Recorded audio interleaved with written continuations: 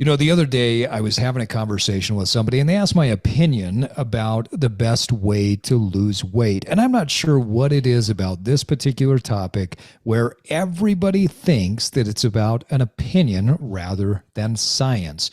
The reality is, if you want to lose body fat, gain muscle, live the life that you're looking for, there is a science to this. And we're going to teach you how today. Welcome to the Evolve Podcast, a podcast about disrupting your life to spark new evolution. Evolve your body, evolve your mind, evolve your soul, and evolve your tribe. And now it's time to disrupt.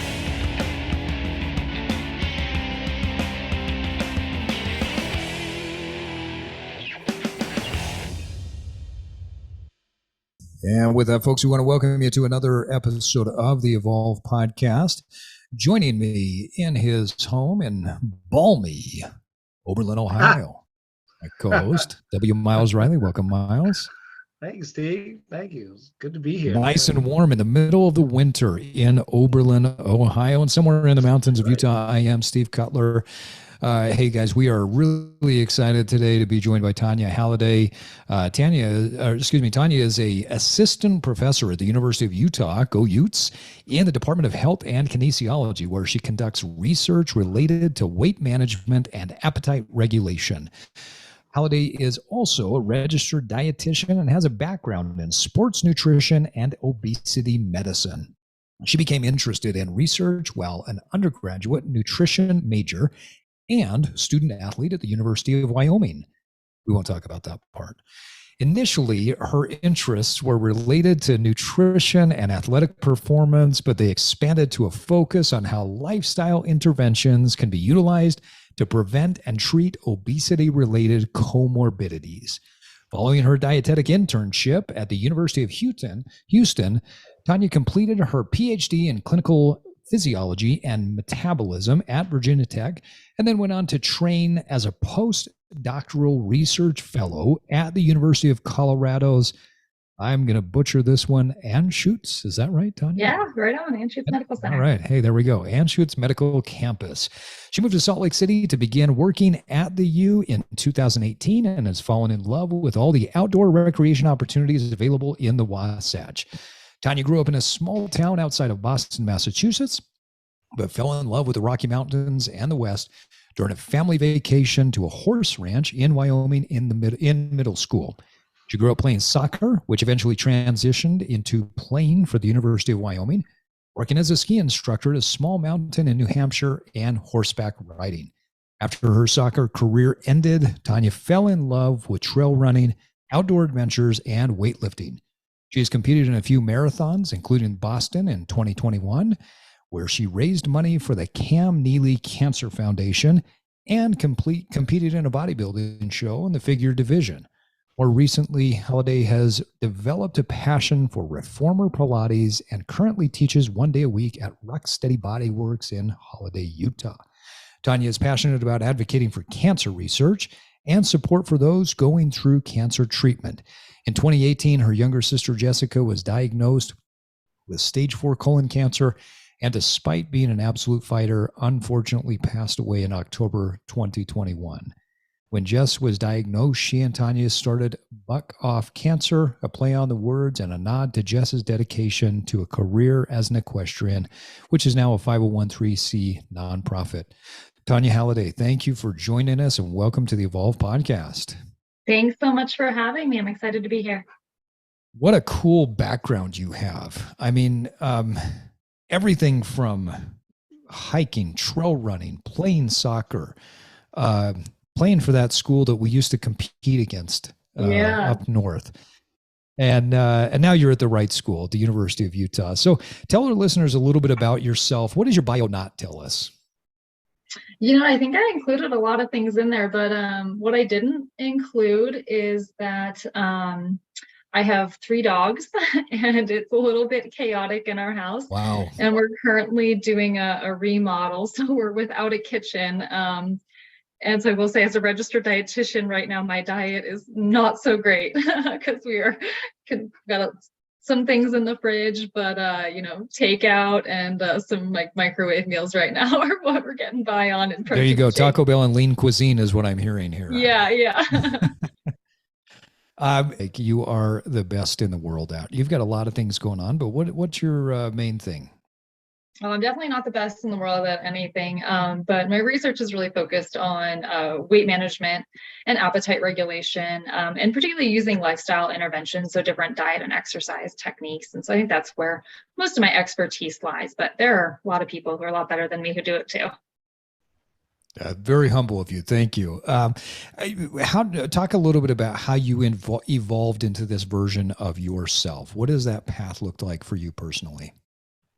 Yeah, so as you sort of read in my bio, my background was really initially I was interested in sports nutrition, and that really just came about because I was a student athlete myself and wanted to figure out how I could optimize performance. Then I realized, as you sort of transition away from being a college athlete where you are told what to go do and when to go do it in terms of your workouts, and then all of a sudden you're in the real world and you have to figure out your diet and your exercise on your own.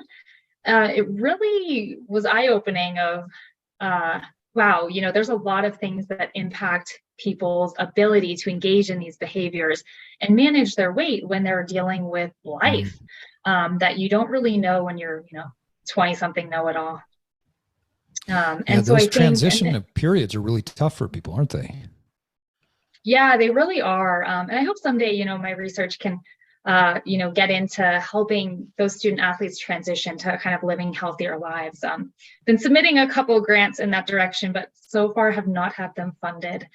But yeah, and I think, when you kind of look at it, particularly in the US and other westernized countries, a lot of our disease burden does come from excess adiposity and poor diet and inactivity. And so when you're looking about, where I can make an impact on a bigger scale, it really is in those areas versus, helping an athlete get just a little bit faster. And while that's important for them, on a broader impact for population health, that's not going to move the needle.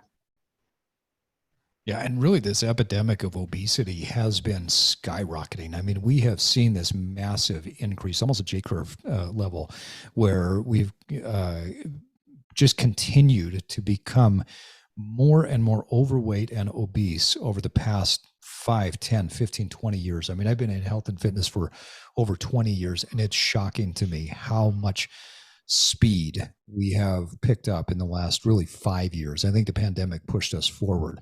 There's a lot of challenges that come with being overweight and with being obese as a society, not just individually, but our overall medical costs have gone up significantly. So I love how you talked about that. You feel like you can make a bigger impact by focusing on this particular problem rather than just getting a few milliseconds off of somebody's time if they're a student athlete. Yeah, definitely. So let's talk a little bit about your research. I know your research focuses on weight management and appetite regulation. What is something that you learned recently that's fascinated you? Yeah, recently we conducted a study where we were looking at resistance exercise compared to aerobic exercise and how that impacts some of these gut hormones. So hormones that are produced in our gastrointestinal tract that play a role in hunger and satiety. And a lot of the research that's been done previously looking at exercise and appetite regulation had really focused on aerobic exercise. And I had that little stint as a bodybuilder. So I'm always thinking, what about resistance exercise? Because that's generally understudied. And as a population, we don't engage in it as much as we do aerobic exercise, although we're certainly lacking nationally there as well. And so we conducted a study to directly compare a bout of resistance exercise to a bout of aerobic exercise. And we also compared it to a sedentary control condition. And what we found that was interesting was that a hormone called ghrelin, which is produced in the stomach and plays a role in signaling increased hunger, was actually reduced more in the resistance group than in the aerobic exercise group. But then when we looked at two different hormones that are involved in satiety, PYY and GLP-1, those were higher in the aerobic exercise group. So it seemed that both types of exercise actually do have some type of appetite inhibiting effect, but resistance exercise maybe seems to potentially it will decrease hunger, whereas aerobic exercise may actually help increase satiation. And so that was really interesting for us to see, not only to look at the differences between the types of exercise, but also there's this mentality out there that exercise, for some people think that exercise is pretty useless for weight management because it's just going to drive your appetite up and make you overeat. And we've shown that's not necessarily the case, actually. Yeah, it's more psychological from my experience. And that's fascinating to me about the changes in ghrelin. It doesn't surprise me because I found over the years that strength training was something that I felt like was more of an appetite suppression, whereas cardiovascular exercise, when I do more of that, I tend to feel more hungry. I'd talk a little bit more about this. You said PYY and GLP-1 was released higher. So I'm not as familiar with those. I understand ghrelin and leptin, but not these other two. Can you talk a little bit about how that functions inside of the body? Yeah, so those both are going to be released also from the gastrointestinal tract, and they will signal up to the brain to help inhibit food intake. So they are they're appetite suppressing, but it's more that they're informing your brain that you're satiated, that you've consumed enough. And that's part of, well, obviously, exercise or, anything that you eat is not going to have the same effect on those hormones as, say, like a drug will. The recent obesity drugs that have been shown to be really effective are GLP-1 receptor agonists. And so they're acting by some of those similar pathways. And of course, at pharmacological doses, you get a much greater effect on that appetite suppression. But the gist of it is essentially, whether you're doing strength and resistance training or you're doing cardiovascular training, you're still going to have some sort of appetite suppression. Yep, definitely compared to just, sitting there doing nothing. There is going to be, at least on the acute level, a little bit of that appetite suppression happening.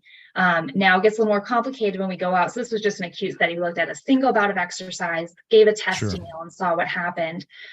When we go out to 12-week interventions, then it gets a little bit more complicated because you're also dealing with changes to body composition, which could also impact some of those changes in those appetite hormones.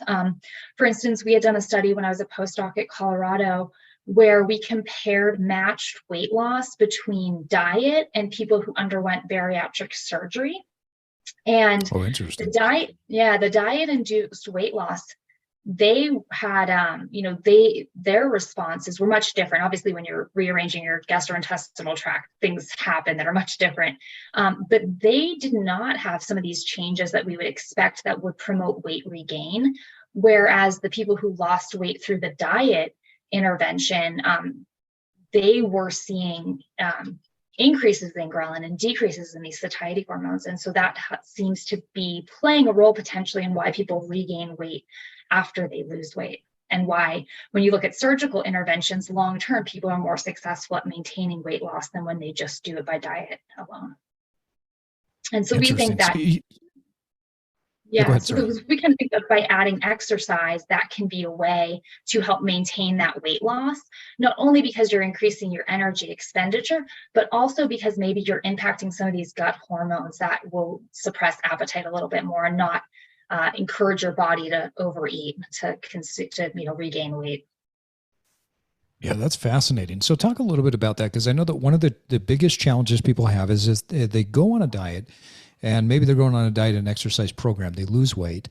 It's really common for them to overeat and then gain the weight back, and potentially more, depending on what the body composition looked like, right? If I've lost some muscle, then metabolically I might be different at this lower weight than what I was before.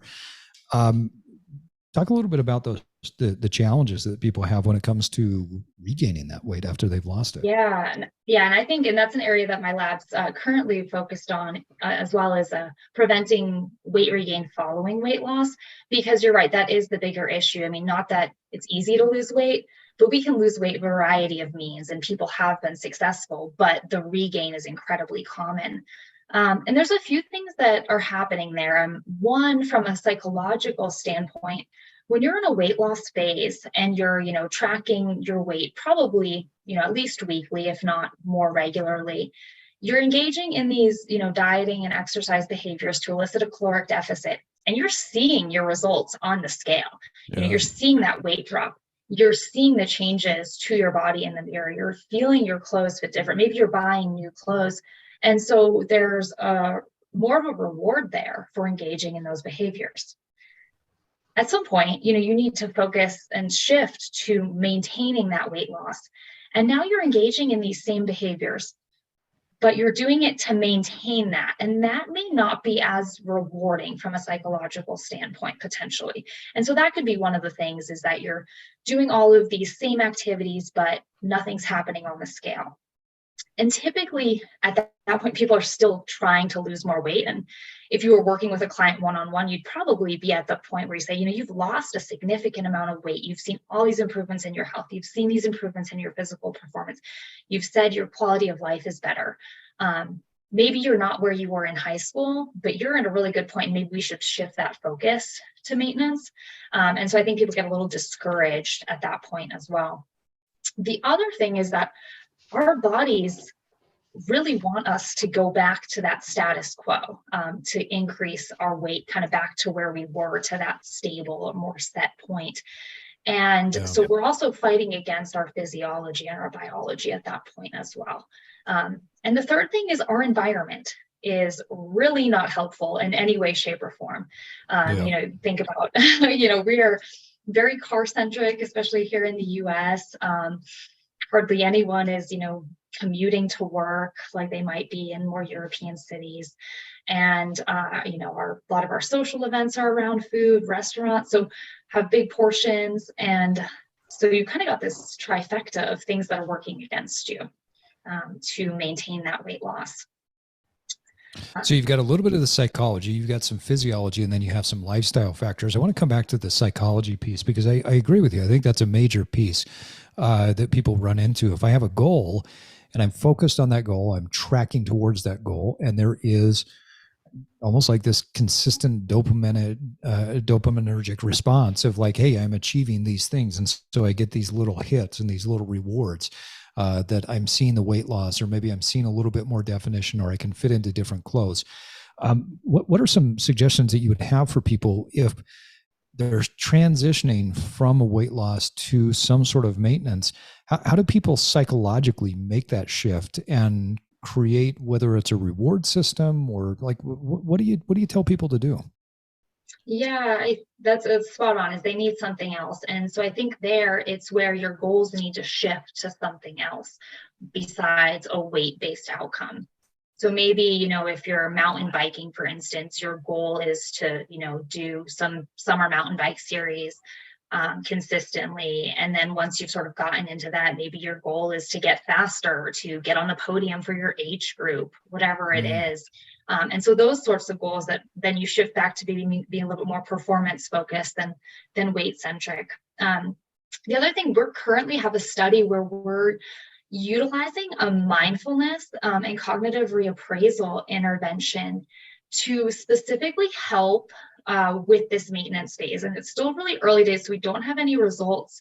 But I'm working with another faculty member at the University of Utah who had developed a program that he calls mindfulness-oriented recovery enhancement, or MORE.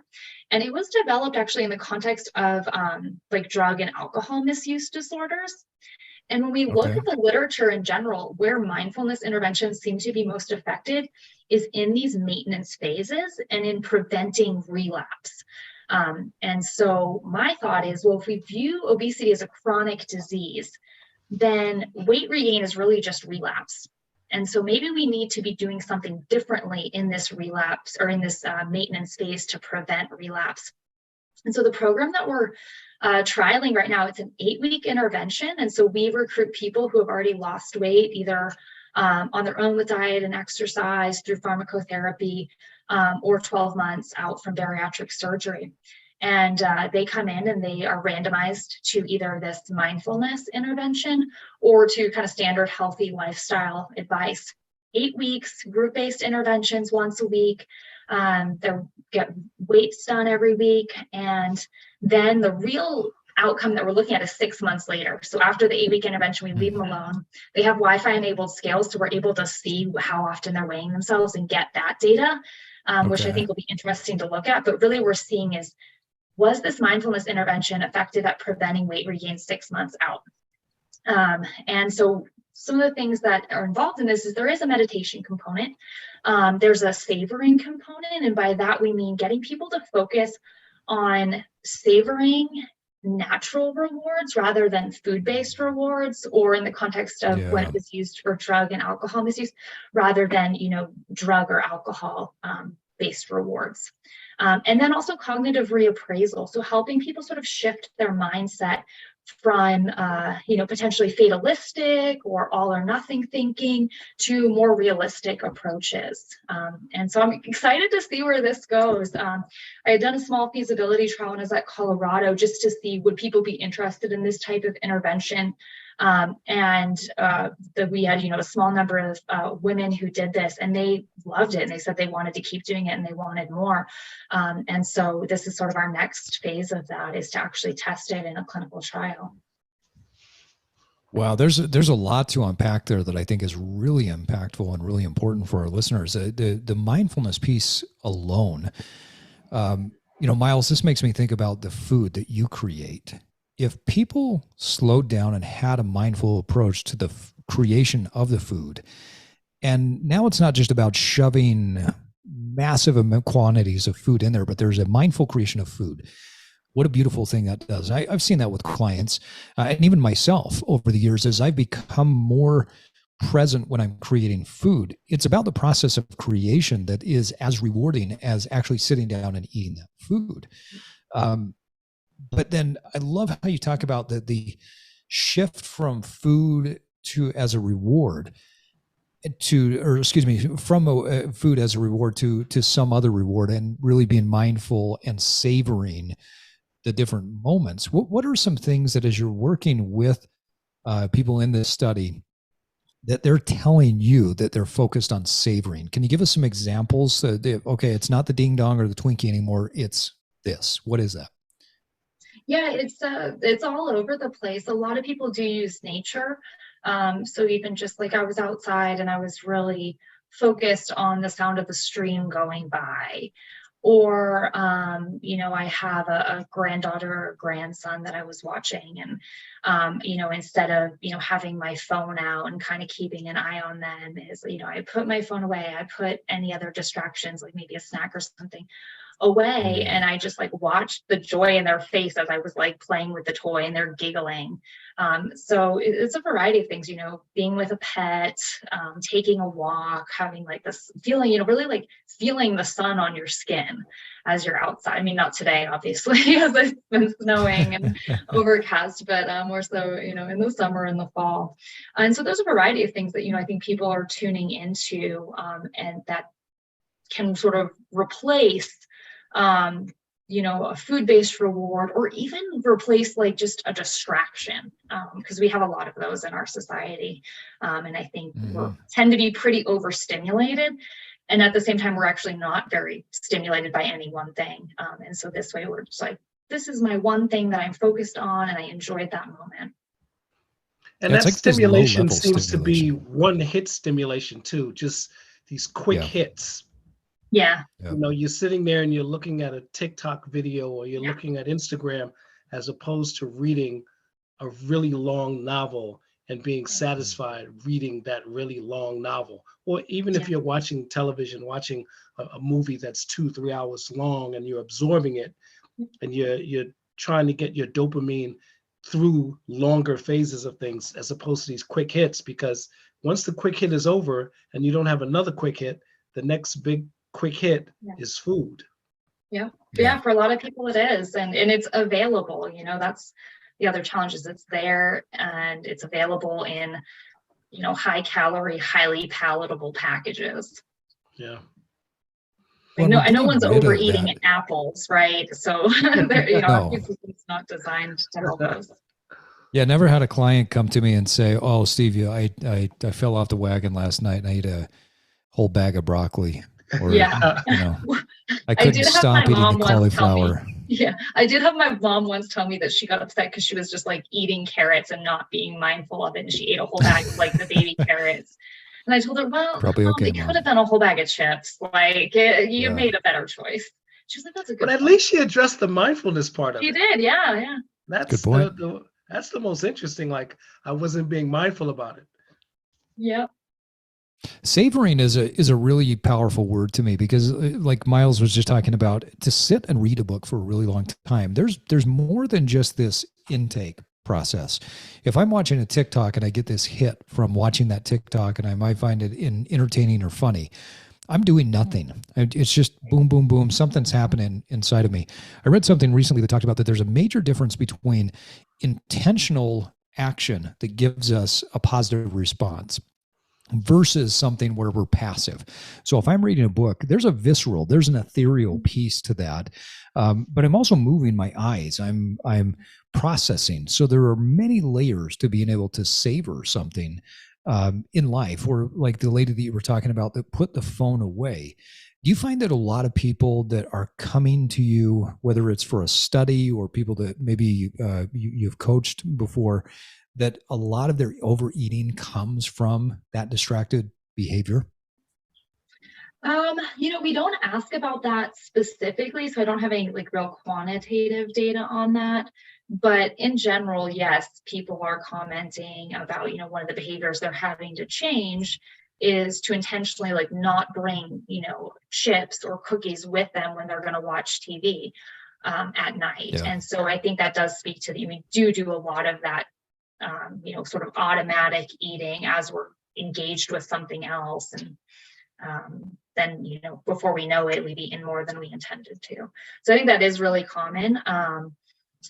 When there was a study that was done kind of that asked, where does the time go when people exercise? Like that time has to come from somewhere. And it was from TV watching. It was people who, started an exercise program. One of the things that they gave up was watching as much TV in the evenings. And with that, obviously, does mindless snacking as well. Yeah, it's funny. It's been a lot of years since I read this, but somebody wrote an article. I don't know if it was based off of that study, because this is probably 20 plus years ago, where they said that the shift in caloric expenditure and or intake could be as much as 500 to 700 calories, where you're taking away this sitting on the couch and eating a certain amount of calories. Maybe you're eating 300, 400, or 500 calories, and then you go burn a couple of hundred calories through exercise. So literally just going and exercising and not sitting on the couch eating, you could have this massive shift in the caloric balance by making that one simple change. And people just don't realize it, right? Yeah, and unfortunately, the calories that we consume add up pretty quickly, and more quickly than we, expend them through exercise generally too. So if you've got this shift where you've increased energy expenditure at the same time you've stopped a caloric intake bout, then your swing is pretty significant with potentially not that large of an actual change in behavior. Yeah, it literally could just be an hour change. I'm not going to spend time watching an hour of TV, and I am going to spend time working out. You may only burn a couple hundred calories during that time if you're just doing mild exercise, right? But that shift could be pretty significant. And that kind of leads me to the next question. We talked a little bit about the psychology and this idea that the mindfulness is an important play there. You mentioned the physiology, and I know you were talking before we got on here about that. There is a science behind it, as we said at the very beginning. There's a science to weight loss. There's a science to really anything that has anything to do with our biology and the physiology. Caloric intake matters, right? And oftentimes, though, people don't understand how many calories they're consuming while they're eating food, or they might not be as mindful. Can you talk a little bit about this physiological process that people need to go through in order to lose body fat? Yes, absolutely. So the reality is that to lose weight, and particularly body fat, although, it's hard to only lose body fat, generally we are going to lose a little bit of muscle as well, unless we're engaged in a lot of resistance training at the same time. You need to create a caloric deficit. And oftentimes, people will come to us and they'll say, I'm only eating 1,200 calories a day and I'm not losing weight. But then you start asking some more questions and you realize that they're nowhere close to 1,200 calories, even though they may be thinking that they are. And so this doesn't really address the physiology, but one exercise that I think everyone should do is weigh their food, literally just for a week. Because what you think a serving, or not even weigh, like just even measure it out. You don't need to go buy a food scale. But I did this bodybuilding, and I also ran controlled feeding studies where we weigh out everything that we give to people, so we know exactly what they've consumed. And it is shocking the first time you weigh out a serving of peanut butter. It's heartbreaking, actually. So it really is. People think that they're getting one serving, and they might get like 3 or 4 servings in what looks like one serving. Yep. Exactly. So then when we're doing, food recalls and we start going into this, and even, what kind of bread did you have? Because there's bread that's thin slice and 45 calories a slice, and there's bread that's 150 calories a slice. So that difference is massive. And so I really think, truthfully, that's a great exercise for everyone to do. I'm not saying you need to do it your entire life, but that could be a really important, impactful thing for people to realize the caloric content of their food, even healthy foods that have a lot of calories. But sort of, back to the physiology, the reality is that we do need to create a caloric deficit. One of the challenges, though, is as you start to lose weight, now the calories that you need to maintain that body weight have dropped down, simply because our basal metabolic rate is pretty much a function of how much we weigh, both our bone mass, our fat mass, and our fat-free mass. And so needing to recalibrate what your new maintenance weight is going to be important as well. And then lastly, there is certainly a genetic component to all of this. And while the estimates vary, some people suggest up to 25, maybe up to 50% of body weight is predetermined by genes. The reality is that that's very much true. And so you may be genetically predisposed to being at a higher body weight, but there are still things that you can do to lower that. There was a recent study that came out that was in identical twins, and they showed that the twin that exercised more had a lower body weight and a lower body fat than the twin who doesn't. So it's not, your genes aren't necessarily your destiny when it comes to weight. I read that one. Gene expression was almost identical for both of them. And that was the lifestyle factor was huge. I want to go back to what you talked about earlier, because there's a common misconception out there, or I guess it's phrased in a way that is, that probably leads to this misconception. People talk about, when you drop your calories, then you're going to slow your metabolism down. And that's not necessarily the case. As we lose body fat, as you mentioned before, the basal metabolic rate, which is a function of how much we weigh and what our tissue is, that goes down because of the weight loss. So yes, overall metabolic rate might be lower because you may be 10 pounds lower. But that doesn't mean that you have, I've heard people say, well, you've crashed your metabolism. Well, that's just, the science doesn't support that, right? So can you talk a little bit more about basal metabolic rate and how that changes as people lose weight? Yeah, certainly. So basal metabolic rate or resting metabolic rate is really just the calories that your body needs to function and maintain its current weight. And that accounts for the majority of our daily energy expenditure. We get about 10% energy expenditure from the food that we eat. And then the other component is really variable in just physical activity. And so, yes, there is this, my metabolism is wrecked mentality. And there is some rodent data that seems somewhat supportive of that indicates that when you do, lose a large amount of weight, your resting metabolic rate is reduced, one, because you're at a lower body weight, but it also seems to be shifted down a little bit. So it does appear, particularly in rodent models, that your resting metabolic rate decreases more than would be predicted based upon the weight loss alone. And what's interesting is when you do these rodent studies, and I'm definitely not an expert in this, but so if let's say you took a group of rats or mice and you had them gain weight, and then you kept one group at that body weight or continued to gain weight, and you had one group that you weight reduced, once you allow them to eat ad libitum again, they go right back really quickly to that other group. And when you look at the metabolic rate between them, it does seem to be shifted down. And there's been some data supporting that in humans, but I will say it's really controversial topic. You probably, Sure. talked about the Biggest Loser study before, where it seems that people's metabolic rate is more reduced than would be predicted based upon that weight loss alone. But I have colleagues at Colorado who have looked at this as well in pretty controlled. Retrospectively, they've looked back from pretty controlled trials, and they don't see a persistent metabolic adaptation to weight loss. And so I don't think that that's the one thing that people should be hanging their hats on, is I can't lose weight or predisposed to gaining more weight because my metabolic rate has crashed. That's just not true. Does this have anything to do with the rate that you lose a lot of weight? Like somebody who loses weight gradually and slowly, this idea of crashing your metabolism wouldn't happen, as opposed to somebody who goes on some crazy diet and loses so much weight quickly. Does it apply to that at all? Or is it just a notion that doesn't exist, the whole idea of crashing your metabolism? That's a good question. I'm actually not sure if anyone's looked specifically at the rate at which weight is lost and your resting metabolic rate or not, but perhaps that's been done. Interestingly, I think we used to always recommend, only lose about a half a pound to a pound a week because we want it to be gradual and we want it to be sustained. But that doesn't seem to necessarily be the case. There is more recent data that shows that getting weight off more quickly actually may be better and may help you to maintain that weight loss longer. So I think the jury's still out on that one. But if anyone's listening and wants to tell me I'm wrong, I would love for them to email me any studies they're aware of.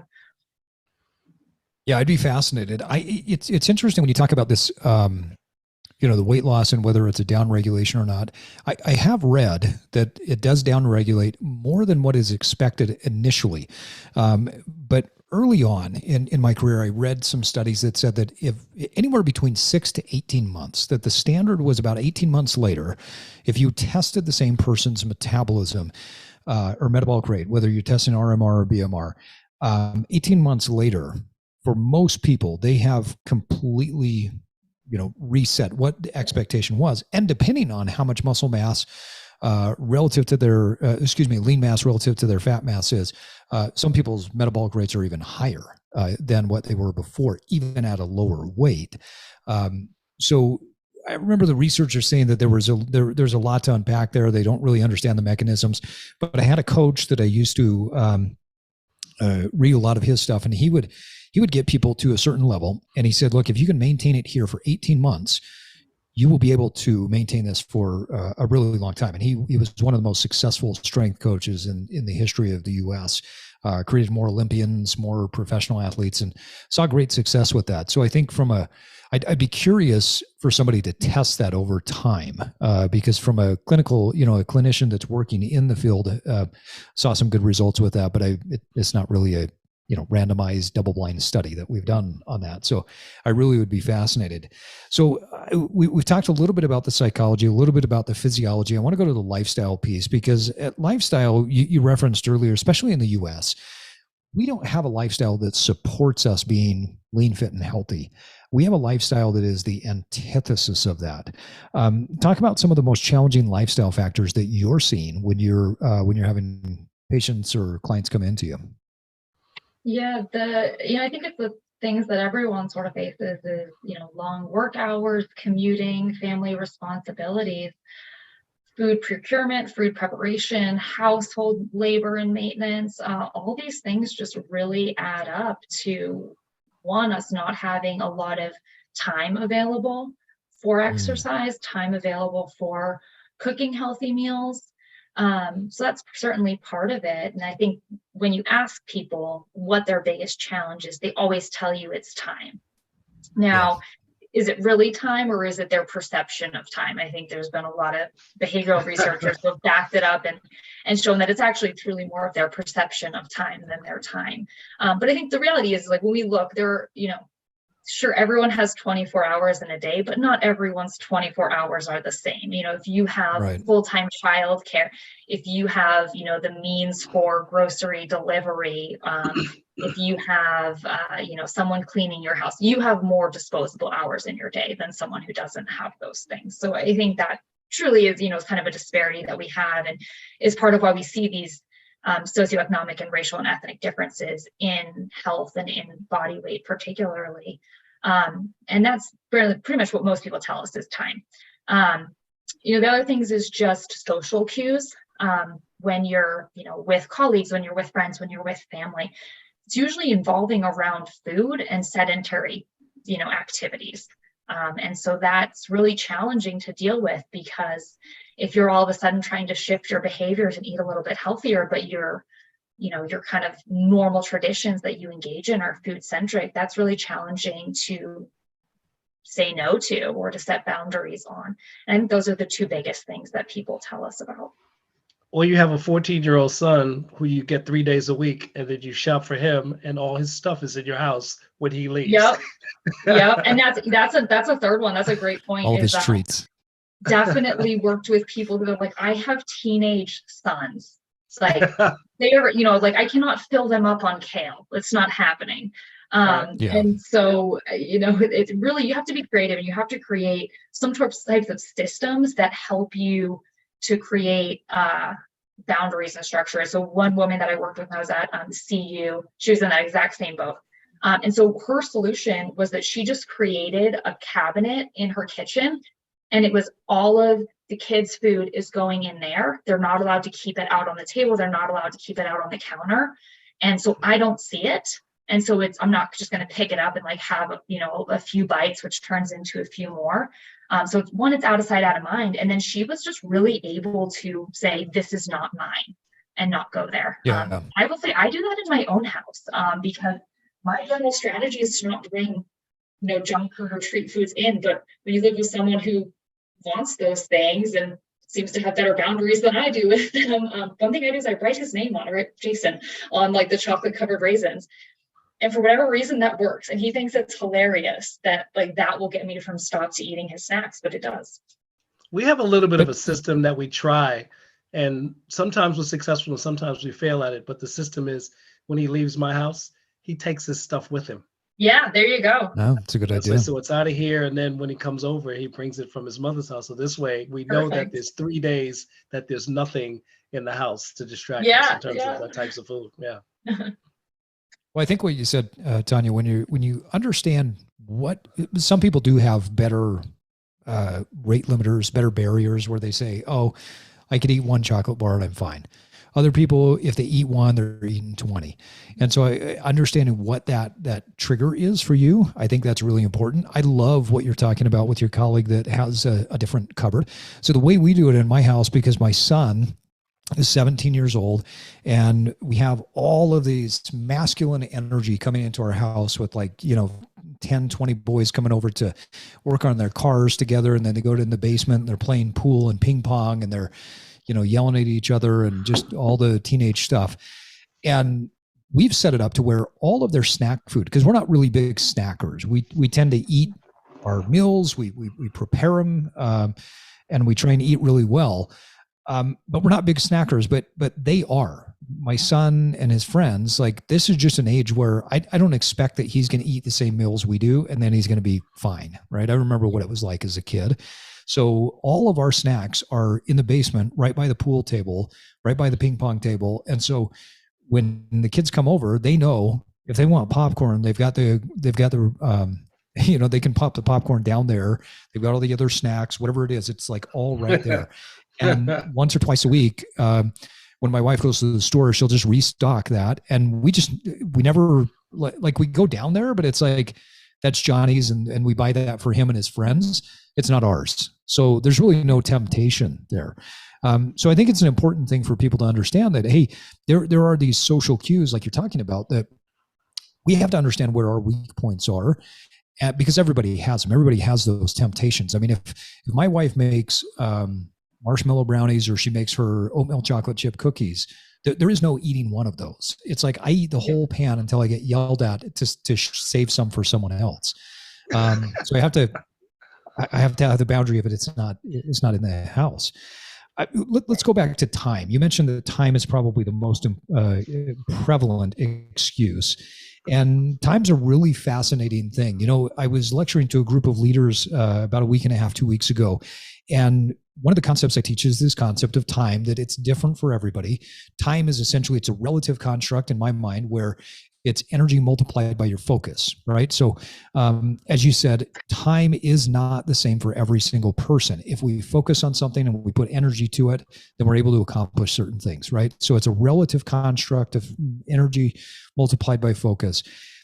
How are you working with people to find the time, carve out the time, manage the time, balance the time, whatever lexicon we want to use? What are you doing to coach people on managing their time to live a healthy lifestyle? Well, first of all, I love that. I just heard my pen drop. I was scribbling that down, energy times focus. That was great. So when we're at the point where someone's in one of our research studies, or previously when I worked in weight management at Colorado, people were already investing that time in themselves to come to the class. And so they're at a better stage of like wanting to make this change than someone who hasn't figured out that they're going to do that and kind of invest in themselves. So in some ways, we're getting people at a good moment. And so I don't know if this is necessarily the case for anyone, but really shifting the mindset. And a lot of times this is women, and they're used to being pretty selfless. And so shifting the mindset that if you're focusing on yourself, if you're taking time for yourself, that's not being selfish. In some ways, that's actually, by making yourself better, that's going to make you a better mom. It's going to make you a better partner. It's going to make you a better friend. It's going to make you a better daughter, a better, whatever it is. And so that's really where I have to work on shifting that mentality of, I'm being selfish by taking time for myself, to no, what you're doing for yourself is necessary. You need to put, your oxygen mask on first before you help anyone else. And so you need, you can't pour from an empty cup. And so you need to take time to fill your own cup up before you can give more to other people. And so that's, part of the mindset that we have to work on. And then there's certainly the logistics of like, okay, you work here, you live here. This gym seems to be right next to your work. Like maybe I know you like this gym over here, but it's 20 minutes away from both of those places. So it's probably, you're not getting there for a variety of reasons. So it may be very nice. They may have like the equipment that you like. We can probably find one that's going to be more efficient and more effective for your life. And so there's a lot of those logistic things as well. But I think the mindset is is the most important. Yeah, it's a psychological thing that you have to work into your lifestyle, right? It's kind of like your money. I mean, everybody, I don't know about you guys, but I would love to have a Ferrari, and I don't have one. But I could probably go out there and find a way to get a Ferrari, and it just would mean that I would not have a lot of other things in my life. Maybe my kids, I wouldn't be able to feed them anymore. But,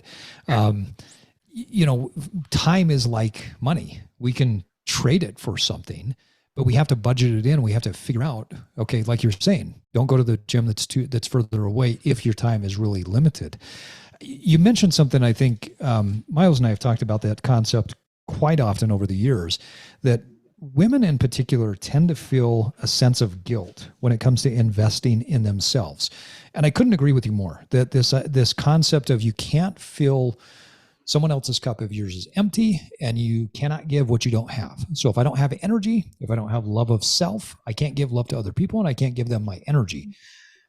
What do you, when you're sitting down with somebody and you're talking through this particular concept with a woman, what are you telling them? It's hard to just tell someone that, because I think they need to kind of come to understand it on their own. So it's a lot of questioning when you're doing this in a one-on-one environment of, well, what would it mean if, what you're saying is true? Like, what would it mean if you were selfish, right? And like getting them to kind of go down that road. And then they kind of start to realize that they're not selfish. But a lot of our current interventions we'll do either like one-on-one or group-based interventions. Our current intervention is group-based. And so I think that peer support is also really helpful, because the reality is like, if they're sitting across from me, they're like, you're young, you're thin, you've never had to deal with these things that I have to deal with. And I think it's helpful for them to hear these things from a peer as well, and hear some of the successes that they've had, and someone who's been in their shoes, who's, had to lose weight, who's struggling to keep it off, and navigating all of these different life things. So I think that's a really powerful component, is this peer and social support. as well, rather than just someone being the expert sitting across from you telling you what you should be doing. But I'm definitely not a psychologist, so I'm sure that people who work in counseling, more of a counseling setting with people, might have some better strategies there than I do. I like how you talked about deconstructing it, though, because really, when you have a belief that is very limiting, like, I can't work out because it's a selfish thing. When you sit down and as soon as you start to deconstruct that, eventually you ask the questions and you peel the onion layer back to the point where I've seen this with clients in the past where the tears just start flowing because they say, well, I'm actually not selfish. And if I did this, I would be even less selfish because I can take care of my family more. So we talked about psychology, we talked about the physiology, we've talked about the lifestyle. I want to come back to just some hunger and satiety questions, because I think that's a fascinating thing for people and something that they need to understand. Does what people eat matter when it comes to hunger and satiety? Somewhat, it certainly does. Yeah. There are foods that are more satiating. So in general, protein, fiber, fat are going to be more satiating components of food versus simple carbohydrates are. And so that's typically why you'll see, when people are helping people coach through weight loss, they'll recommend increasing protein intake for the satiation component and also increasing fiber. So yes, it does. But at the same time, there's no one food that you're going to consume that's going to be better for you than another. And if we're talking about long-term weight loss maintenance, and long-term lifestyle change, you certainly need to include some of those more fun foods, even if they aren't super filling, super nutritious, because otherwise you'll probably be bored and you may be more likely to go off course as well if you're not incorporating those. But definitely from, an actual satiation value, protein and fat and fiber-based foods are going to be more satiating. When I was dieting for bodybuilding shows, and I worked with some of the other people at my gym, just giving them some nutrition tips, sometimes you'll see bodybuilders do this thing called if it fits your macros, where, they're given by their coach, just eat this many grams of carbs, this many grams of protein, this many grams of protein. But people don't usually give a fiber goal. So I would always give a fiber goal of you need to meet the basic fiber guidelines. So we're talking at least 25 grams of carbohydrate for your day. And that actually helps to sort of shift the choices to some slightly more nutritious choices as well. And also helps to stave off some of that hunger that's going to undoubtedly happen when you're trying to get that lean. Yeah. Yeah. So if somebody's going on a weight loss plan and they're looking for improved improved satiety signals, increasing protein, fat intake, and fiber intake are going to be crucial. I found that for myself as well. If I can increase my protein, fat, and fiber, I tend not to be as hungry. If I'm sitting down and I'm just eating, pure carbohydrates or carb and fat food together, or even high sugar food, I tend to want more of them.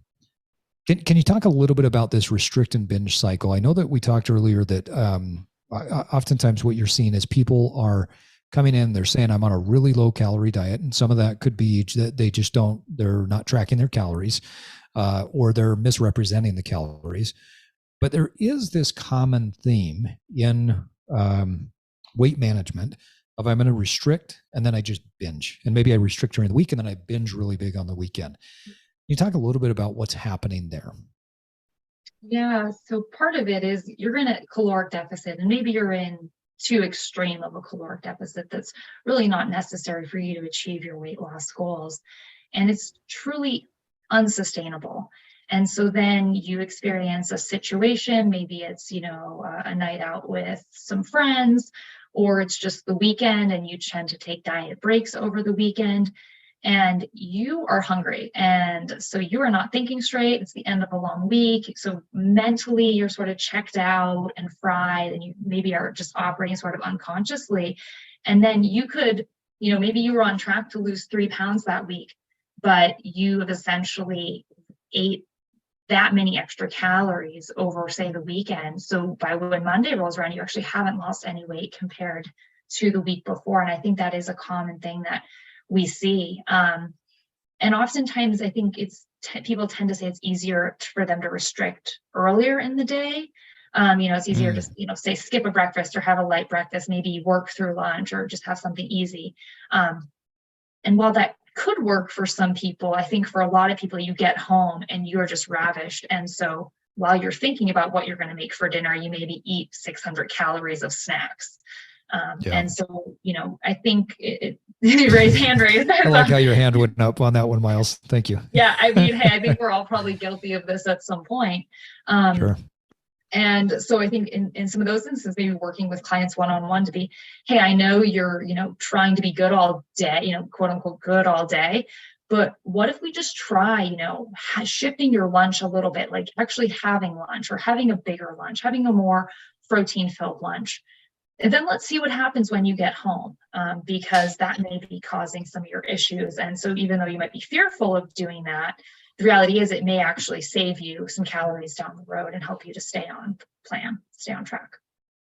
Yeah, great tip. I found for myself personally that if I start the day out with a really big breakfast at some point, I don't eat right when I wake up. I tend to go to the gym fairly early, and then my breakfast might not come around until about 9 or 10 o'clock, which is about 4 or 5 hours after I wake up. Yeah. 5 or 6 hours. But at that point, when I eat, it's a pretty big breakfast, and it's primarily, steak, steak and eggs, and maybe like some nuts. And so it's really high in proteins and fats, and I'm good for a really long time. I rarely will come home at the end of the day and say, wow, I'm really hungry. I typically will eat some other food during the day, but I just don't have those cravings like I used to. If I started the day out in a different way, or like you're saying before, I didn't eat anything and then I came home, I might fall off the wagon. You mentioned that with this drop in calories during the week, and then sometimes people go on the weekend and they go higher, that they're getting a weekly, that their weekly calories or their weight might go up because their weekly calories are higher than, and they're not in a deficit anymore. When you're coaching people, do you have them track daily calories? Do you have them track weekly calories? How do you do that? And I think it depends upon the individual and their goals. So certainly when I was working with some bodybuilders, I mean, that's daily. You're weighing out all of your food. It's down to the gram of everything, because you need to do that to hit your show weight and your goals. For other people, they can find that tracking to be pretty challenging and pretty onerous and pretty time consuming. So I think for some of them, it's better to actually just create more of a structure.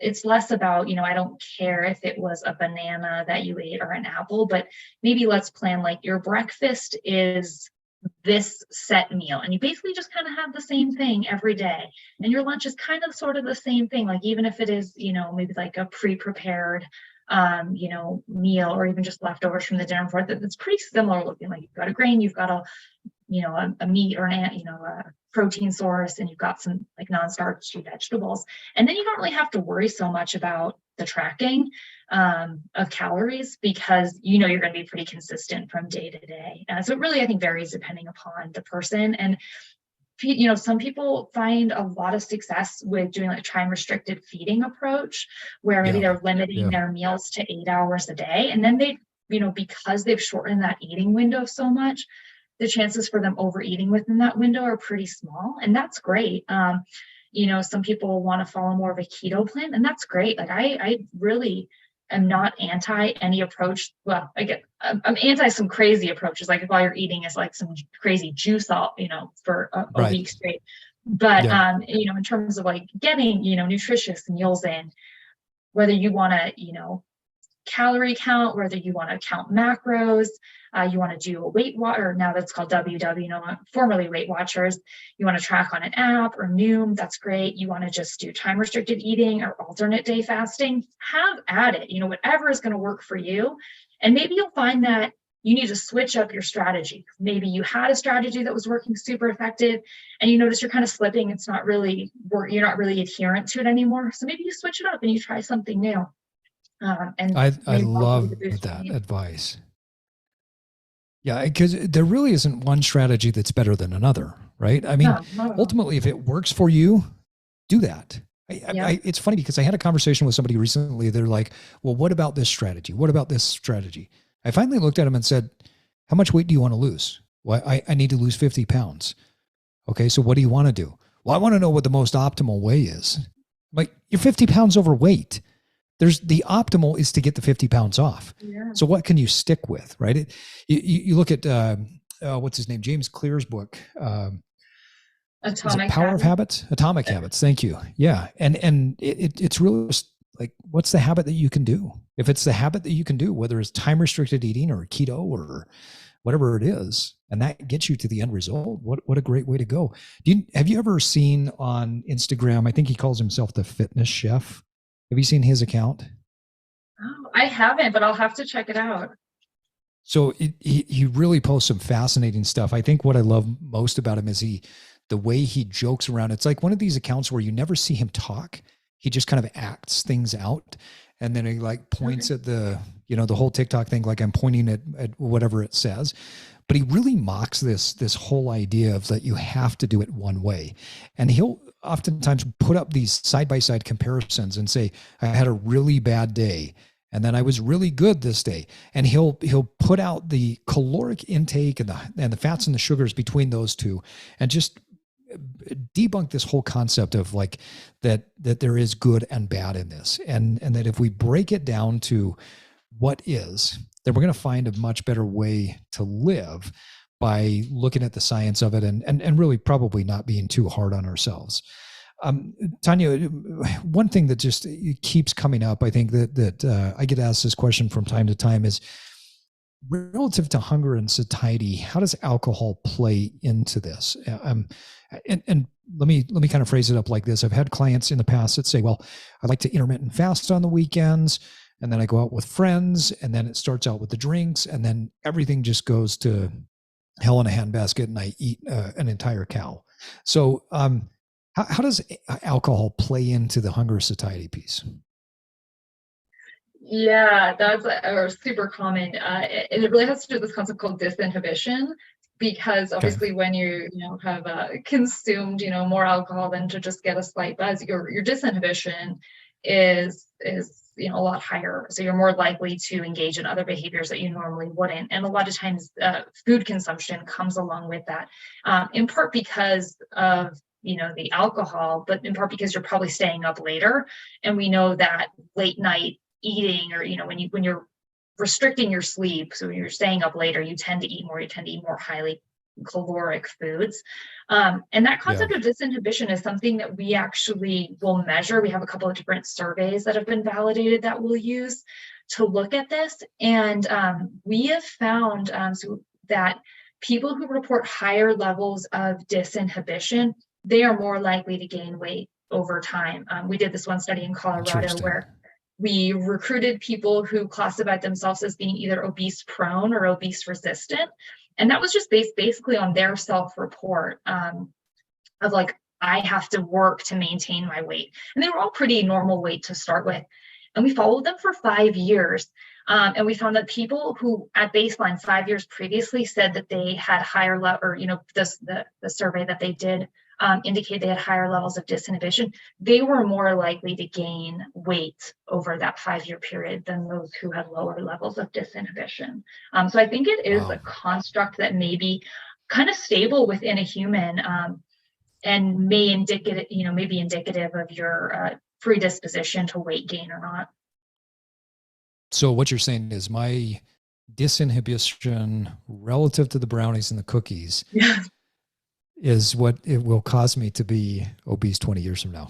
Which is why you have these strategies in place of, your wife doesn't make them all the time. And exactly, it's like, it can't be around all the time, and that's fine. No. And I think that's all. We all have to figure out what our things are and, make some tweaks accordingly.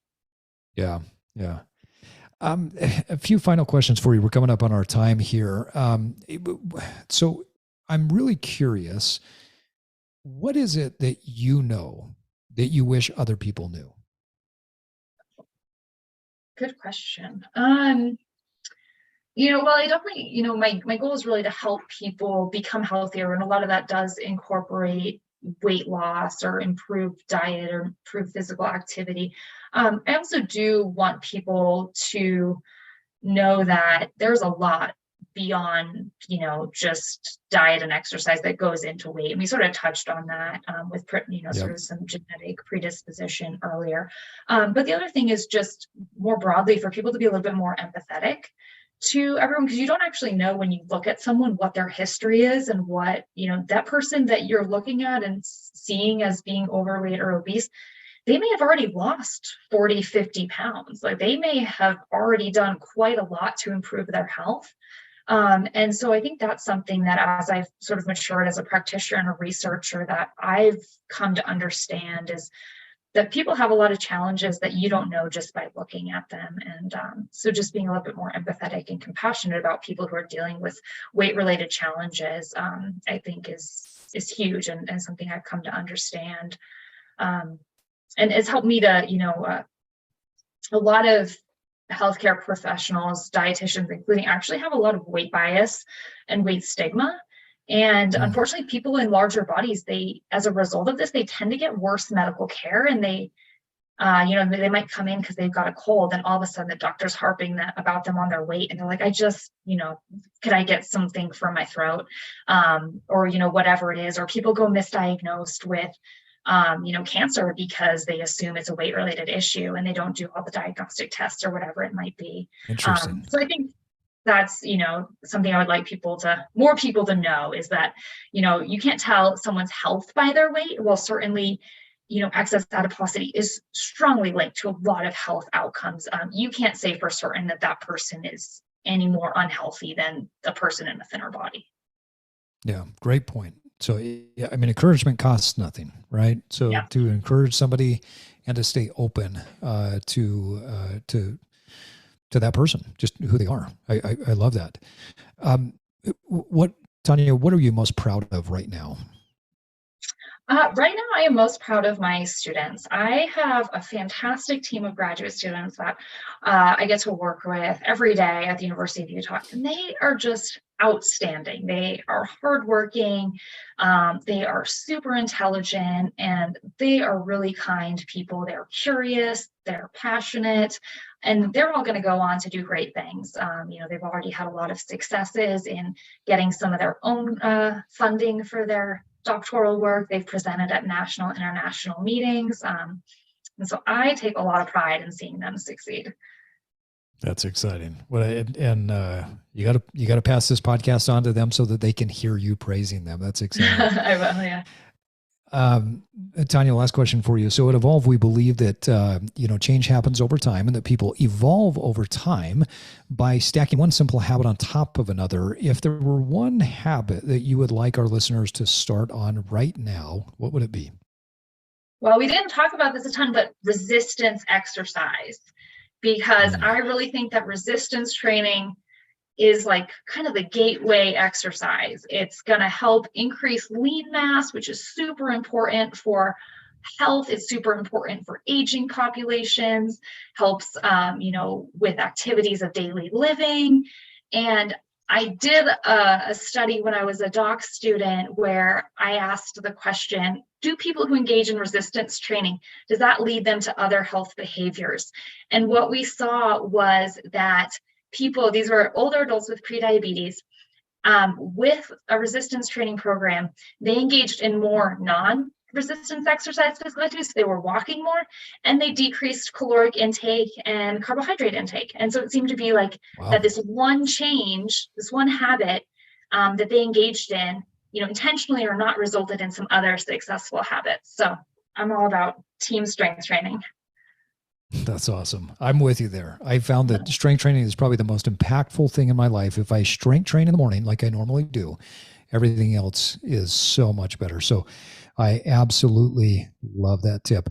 Well, Tanya, I feel like we've really just scratched the surface. We're going to have to pick a time to have you come back on, because there is so much more in that brain that I can just tell is ready to come out. But I want to thank you for coming on and sharing your wisdom with us and with our listeners today. And on that note, folks, it is time for us to wrap up another episode of the Evolve podcast. I want to thank our guest, Tanya Halliday, for coming on and joining us today, and my co-host, W. Miles Riley, who you have not heard for a few minutes because something happened and his internet dropped. So he was just texting me and we lost him there, but we hope everything works out well there for Miles.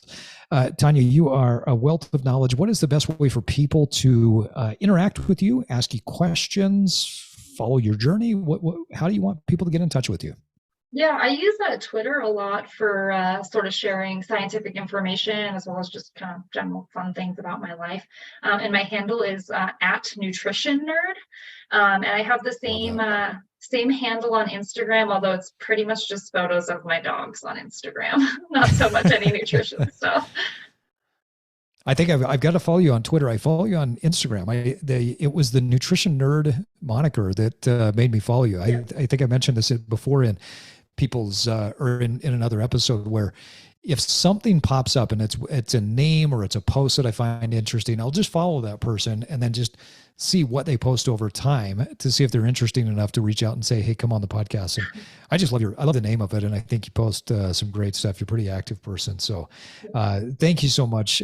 We will put links to your Twitter and to your Instagram account in our show notes so people can get a hold of you. And hey, folks, remember that it does take time and consistency to evolve, but first you have to disrupt. And now it's time for you to get out there and evolve. Thank you for listening to the Evolve podcast. If you like this episode, share it with your friends. Follow us on Instagram at Evolve_cast and subscribe to our podcast on your favorite podcasting app. And now it's time for you to get out there and evolve.